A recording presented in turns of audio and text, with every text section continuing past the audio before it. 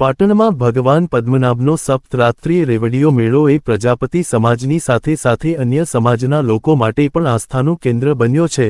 ત્યારે આજે રાજ્યના વન અને પર્યાવરણ મંત્રી પ્રવીણ માળીએ વિધિવત રીતે આ મેળાનું ઉદ્ઘાટન કરી શ્રદ્ધાળુઓ માટે ખુલ્લો મૂક્યો હતો, સાથે જ ભગવાન પદ્મનાભના દર્શન કરી ધન્યતા અનુભવી હતી।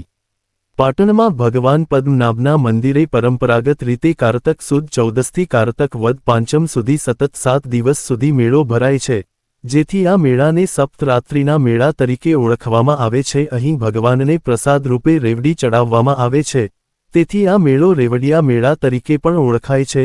ત્યારે આજે આ મેળાને રાજ્યના વન અને પર્યાવરણ મંત્રી પ્રવીણ માળીએ ઉદ્ઘાટન કરી ખુલ્લો મૂક્યો હતો। પ્રવીણ માળીએ ભગવાન પદ્મનાભના ચરણોમાં શીશ ઝુકાવી દર્શન કરી ધન્યતા અનુભવી હતી, તો પ્રજાપતિ સમાજના આગેવાનોએ પ્રવીણભાઈ માળીનું સન્માન કર્યું હતું। આ પ્રસંગે વન મંત્રીએ જણાવ્યું હતું કે અહીં દર વર્ષે લોકો મોટી સંખ્યામાં મેળો માણવા આવે છે, તેથી મંદિર પરિસર આસપાસ લીલોતરી અને પ્રાકૃતિક સૌંદર્ય વધારવા માટે વન વિભાગને સૂચના આપવામાં આવી છે, જેથી ભાવિકો પ્રકૃતિના સાક્ષી બનીને ઇકો ફ્રેન્ડલી વાતાવરણમાં ભગવાનના દર્શન કરી શકે। ભગવાન પદ્મનાભ મંદિરના દર્શન કરવાનો પાટણ જિલ્લામાં મંત્રી બન્યા પછી પ્રથમવાર આ અવસરે દર્શન કરવાનો મને અવસર મળ્યો છે। પ્રજાપતિ સમાજની જેને આસ્થાનું કેન્દ્ર છે, ઇકો ફ્રેન્ડલી વર્ષોથી જેને ભગવાન તરીકે પૂજે છે, માટીના ઢગ કરીને જેવી રીતે તમામ લોકો આને સાચવે છે, એમને માને છે, પૂજે છે, એવી જગ્યા ઉપર આવવાનો અવસર મને મળ્યો છે।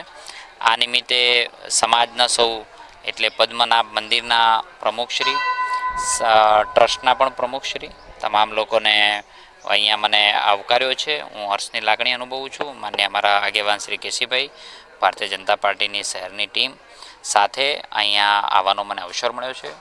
ખૂબ બધા લોકો રેવડિયા મેળા તરીકે એને ઓળખે છે, જેની શરૂઆત આજથી થઈ છે। ખૂબ બધા લોકો જ્યારે અહીંયા પ્રવાસે આવે છે, ઇકો ટુરિઝમ અને સ્પિરિચ્યુઅલ ટુરિઝમના ભાગરૂપે જ્યારે અહીંયા આવતા હોય, ત્યારે હું ફોરેસ્ટના મંત્રી તરીકે પણ ફોરેસ્ટને સૂચના આપું છું કે અહીંયા લીલોતરી કેવી રીતે બની શકે, આખા વિસ્તારની અંદર આખા વિસ્તારને હરિયાળું કેવી રીતે કરી શકે, જે રીતે લોકો આવી અને કાર્બન ઉત્સર્જન જેટલું આવે એની સામે એને કાર્બન બેલેન્સ કરવા માટે જેટલી પણ લીલોતરી કરવાનું થાય એ આ વિસ્તારની અંદર આ ટ્રસ્ટ દ્વારા સહયોગથી અને ફોરેસ્ટના સહયોગથી કરવા માટેની સૂચના પણ આપી છે। સર, ખાસ કરીને કમોસમી માવઠું થયું છે, ખેડૂતોને પાક સહાય કેટલા સમયમાં મળશે?